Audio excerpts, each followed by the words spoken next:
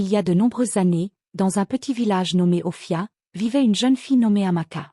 Sa mère était morte peu de temps après sa naissance en raison de complications lors de l'accouchement. Amaka fut donc élevée par son père, Moussa. Quand Amaka eut 4 ans, Moussa se remaria avec une femme nommée Mariam, et bientôt une petite sœur, Awa, rejoignit la famille. Amaka était ravie d'avoir une sœur, mais Mariam ne l'autorisait jamais à s'en approcher. Au contraire, elle lui rappelait souvent qu'elle n'avait pas de mère et la traitait durement. Chaque fois qu'Amaka se plaignait à son père, celui-ci, impuissant face à Mariam, ne pouvait rien faire pour la protéger. Au fil des années, les deux filles grandirent. Tandis qu'Awa était choyée et dorlotée, Amaka devait accomplir toutes les corvées, aller chercher de l'eau, du bois de chauffage, et bien plus encore, sans recevoir en retour une alimentation suffisante. La santé de Moussa se dégrada sous le poids du stress et du regret d'avoir épousé Mariam, et il finit par succomber à une crise cardiaque, laissant Amaka seule et encore plus vulnérable au mauvais traitement de Mariam et Awa. Un jour, la nouvelle se répandit dans le village. Le prince d'Ophia, de retour après de nombreuses années passées à étudier à l'étranger, cherchait une épouse. Selon la coutume, plusieurs jeunes filles du village furent sélectionnées pour être présentées au prince. Amaka et Awa faisaient partie des 6 jeunes filles choisies. Mariam s'efforça alors de rendre la peau d'Awa éclatante comme un miroir, tandis qu'Amaka, au contraire, fut négligée et forcée de travailler encore plus dur, dans l'espoir de la rendre malade et peu attrayante. Une voisine bienveillante, Salima, remarqua les mauvais traitements infligés à Amaka et avertit Mariam de ne pas sous-estimer le destin, car nul ne sait ce que l'avenir réserve.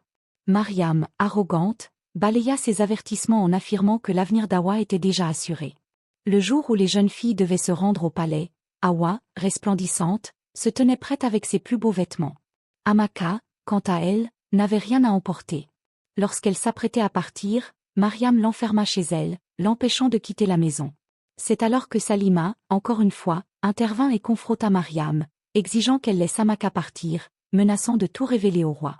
Mariam, sans autre choix, finit par céder et permit à Amaka de se rendre au palais. Amaka arriva au palais avec retard, mais grâce à la bienveillance du roi, elle fut autorisée à rejoindre les autres filles. Pendant leur séjour, des caméras secrètes installées dans le palais révélaient le véritable caractère de chaque candidate.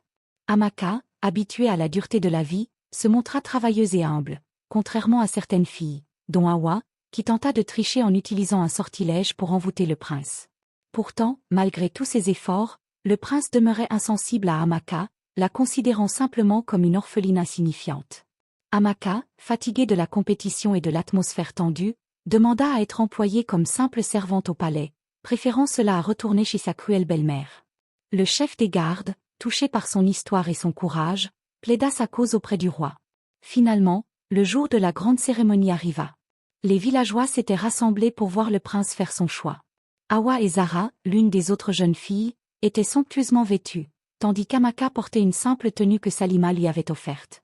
Contre toute attente, alors que le prince allait annoncer son choix, le roi, qui avait observé attentivement les filles grâce aux caméras, révéla la vérité. Il fit l'éloge d'Amaka pour sa gentillesse, son humilité et son dévouement. Il déclara qu'elle serait la future reine d'Ophia, car elle possédait toutes les qualités requises pour être une grande reine, même si le prince, aveuglé par le charme d'Awa, ne l'avait pas encore réalisé. Sous les yeux ébahis de tous, Amaka, l'orpheline méprisée, fut choisie pour régner aux côtés du prince.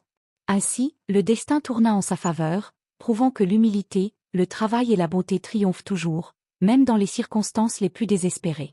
Célibataire, si vous avez aimé cette histoire, abonnez-vous et laissez un petit commentaire chaleureux pour m'encourager. Dites-moi également dans les commentaires depuis quel pays vous avez suivi cette vidéo.